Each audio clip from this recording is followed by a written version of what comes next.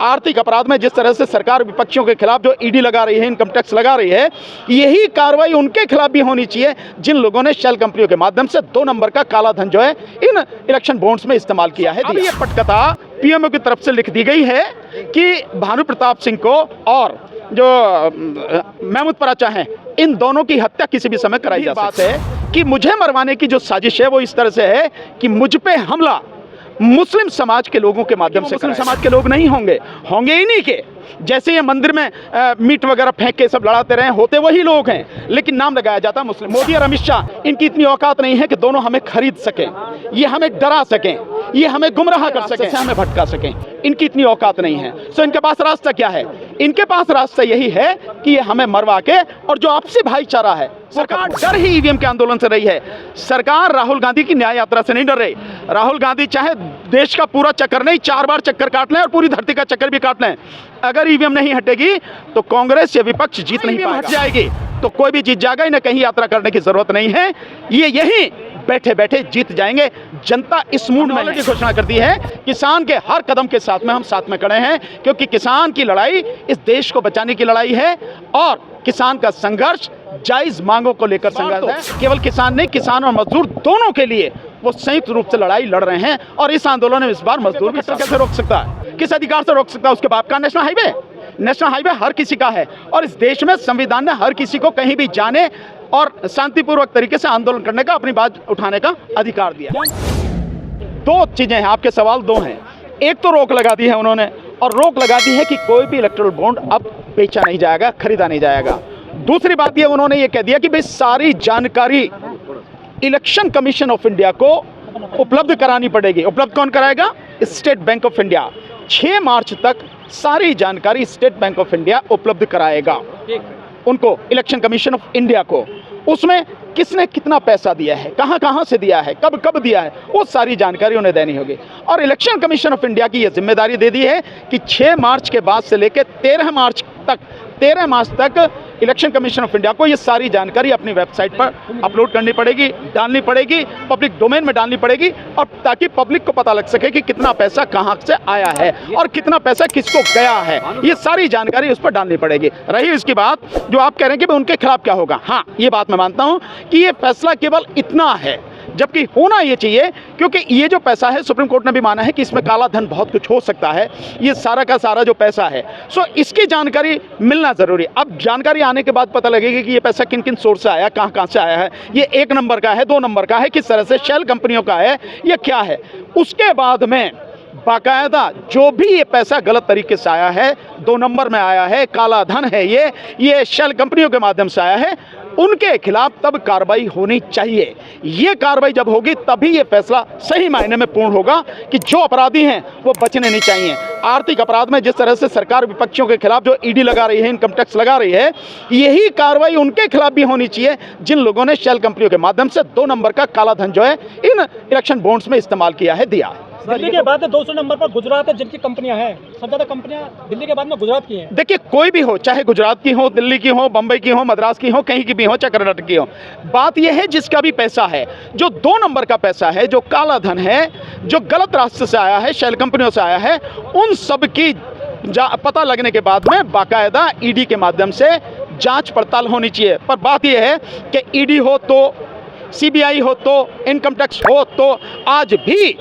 BJP के बहुत लोगों का, जो बीजेपी के नेता हैं, उनके खिलाफ बहुत बड़ी लिस्ट है, जो सीबीआई के पास भी है, जो ईडी के पास भी है, लेकिन कार्रवाई नहीं हो रही।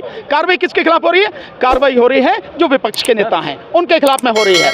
सो जो कार्रवाई है वो कार्रवाई इनके खिलाफ भी हो तब की बात है, जिसकी उम्मीद ना के बराबर है। अभी जानकारी मिली है सर, अभी जानकारी मिली है कि आपकी जान को भी खतरा है। नहीं, मेरी जान, मैं तो जानता हूं, मुझे तो बाकायदा ये सारी चीजें मालूम है कि जो पटकथा, अब से पहले मैं बार बार कहता था कि भाई मुझे तो ये मारेंगे ही, सो अब ये पटकथा पीएमओ की तरफ से लिख दी गई है कि भानु प्रताप सिंह को और जो महमूद पराचा हैं, इन दोनों की हत्या किसी भी समय कराई जा सकती है। हमें ये सारी चीज़ें, इन्फॉर्मेशन है हमारे पास में, और ये हमला हम पे दिल्ली में भी हो सकता है, ये हमला दिल्ली के बाहर भी हो सकता है, क्योंकि न केवल मेरे बल्कि महमूद पराचा जी के और हमारे जितने भी साथी हैं, इन सबके फ़ोन लगातार आईबी के माध्यम से टेप किए जा रहे हैं और साथ में मेरे साथ इतना तक है कि मेरे परिवार का हर फोन रिकॉर्ड किया जा रहा है, हमारी हर मूवमेंट जो है वो की जा रही है। इसमें भी जो सबसे खतरनाक बात है वो बात बहुत ज़्यादा गंभीर है। वो केवल हमला ही नहीं, ये तो जैसे मैंने पहले बताया कि वो मुझे मारेंगे ही, महमूद पराचा को भी मारेंगे ही, ये तो हमें मालूम है। जो सबसे गंभीर बात है कि मुझे मरवाने की जो साजिश है वो इस तरह से है कि मुझ पे हमला मुस्लिम समाज के लोगों के माध्यम से कराया जाए। हालांकि वो मुस्लिम समाज के लोग नहीं होंगे, होंगे ही नहीं के जैसे ये मंदिर में मीट वगैरह फेंक के सब लड़ाते रहे, होते वही लोग हैं, लेकिन नाम लगाया जाता मुस्लिम का। और ये हमला इस तरह से क्यों कराने की प्लानिंग है कि ताकि न केवल आदमी मर जाए, बोलने वाले लोग मर जाएं, बल्कि इनकी वजह से जो आपस में पूरे समाज की एकता बनी है, जो लोगों के बीच में भाईचारा बढ़ा है, जो सारे लोग इकट्ठे हुए हैं, चाहे एससी, एसटी, ओबीसी, माइनॉरिटी और जनरल समाज के लोग, वो लोग जो लोकतंत्र को पसंद करते हैं, वो लोग जो संविधान में विश्वास रखते हैं, ये सारे लोग जो इकट्ठे हुए हैं, ये एकता सरकार के लिए खतरा है, मोदी के लिए ये बहुत खतरा है। इसलिए मोदी और अमित शाह ने मुझे मारने के, ये आप बतेरे लोग हैं, देने वाले, ऐसी बात नहीं है। आपने को सुरक्षा मांगी है सर सरकार से सुरक्षा मांगने की, क्या सुरक्षा वालों से मरवा देंगे वो? सर आपको डर नहीं लगता है? नहीं, डर किस बात का लगना है भाई? हमें मालूम है ये लड़ाई है, ये जंग है, ये लड़ाई है, ये जंग है। इस जंग में कुछ भी हो सकता है। जहां तक इनपुट की बात कर रहे हो, क्या बीजेपी में ऐसे लोग नहीं हैं जो मोदी को पसंद नहीं करते? इनपुट तो कहीं से भी आ सकता है भाई। बहुत ऐसे लोग हैं बीजेपी में जिनको मोदी ने जो बिल्कुल राजनीति में ठिकाने लगा दिया। कहीं से भी इंफॉर्मेशन आ सकती है, इस चीज़ को छोड़िए, लेकिन ये इंफॉर्मेशन पक्की है। सो जैसे हम लोग बाहर मीटिंग करने जाते हैं, कहीं भी हम पे हमला कराया जा सकता है भाई। मीटिंग के लिए लगातार हम लोग जा ही रहे हैं, सो बाहर भी हमला हो सकता है, दिल्ली में भी हमला हो सकता है, दिल्ली एनसीआर में भी हो सकता है। और भाई इनके पास सारी चीज़ें हैं, ये हमारे घर में भी घुस कर करवा सकते हैं, मुझे, मेरे परिवार के लोगों को भी मरवा सकते हैं। इसमें कोई मुझे कोई आश्चर्य की बात नहीं है। क्योंकि ये लोग, मोदी और अमित शाह, इनकी इतनी औकात नहीं है कि दोनों हमें खरीद सकें, ये हमें डरा सकें, ये हमें गुमराह कर सकें, अपने रास्ते से हमें भटका सकें। इनकी इतनी औकात नहीं है। सो इनके पास रास्ता क्या है? इनके पास रास्ता यही है कि ये हमें मरवा के और जो आपसी भाईचारा है वो खत्म हो जाए। मेरा तो सिंपल एक कहना है लोगों से, हम मर जाएं, हमारी हत्या करवा दी जाए, इसकी चिंता नहीं करना, लेकिन किसी भी हालत में ये जो आपसी भाईचारा बना है, हम सब लोग जो मिलकर चल रहे हैं, इकट्ठे हो रहे हैं, ये भाईचारा टूटना नहीं चाहिए। वो किसी भी शेप में ये सारी चीजें कर सकते हैं, लेकिन इससे परेशान होने की जरूरत। ईवीएम आंदोलन से डर गई क्या सरकार? सरकार डर ही ईवीएम के आंदोलन से रही है। सरकार डर ही ईवीएम के आंदोलन से रही है। सरकार राहुल गांधी की न्याय यात्रा से नहीं डर रही। राहुल गांधी चाहे देश का पूरा चक्कर नहीं, 4 बार चक्कर काट लें और पूरी धरती का चक्कर भी काट लें, अगर ईवीएम नहीं हटेगी तो कांग्रेस या विपक्ष जीत नहीं पाएगा। हाँ, ईवीएम हट जाएगी तो कोई भी जीत जाएगा, इन्हें कहीं यात्रा करने की जरूरत नहीं है, ये यहीं बैठे बैठे जीत जाएंगे। जनता इस मूड में है। और ईवीएम के खिलाफ कौन आवाज उठा रहा है? ईवीएम के खिलाफ हम लोग आवाज उठा रहे हैं, और आवाज इतनी जोर से अब ये गूंज रही है पूरे देश में, आवाज इतनी दूर तक चली गई है कि गांव गांव, गली गली, मोहल्लों तक, लोगों तक, घर घर तक ये आवाज पहुंच रही है। इसलिए खतरा ये है, अगर पूरा देश खड़ा होगा। इस समय किसान आंदोलन बिल्कुल दरवाजे पर खड़ा है और लगातार हम लोग ईवीएम का आंदोलन कर रहे हैं। जो ओल्ड पेंशन स्कीम वाले हैं वो आंदोलन कर रहे हैं, सबको ही आंदोलन कर रहे हैं। और ये सब कुछ जब मिलेगा तो निश्चित रूप से सरकार का खात्मा होना ही होना है।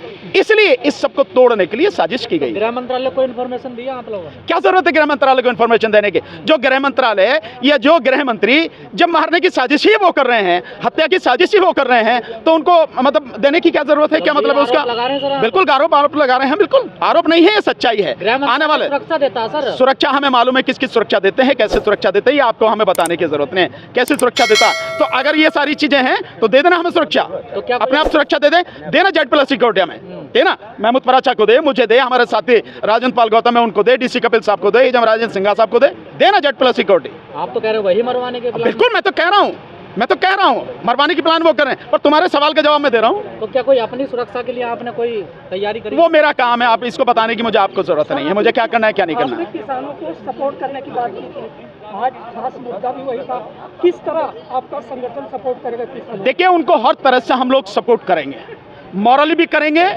फिजिकली भी करेंगे और लीगली भी करेंगे। जैसी सपोर्ट उनको चाहिए हम वैसी सपोर्ट उनको करेंगे जैसे हमने पहले की। बॉर्डर पर जाएंगे? बिल्कुल जाएंगे, जाने में क्या दिक्कत है?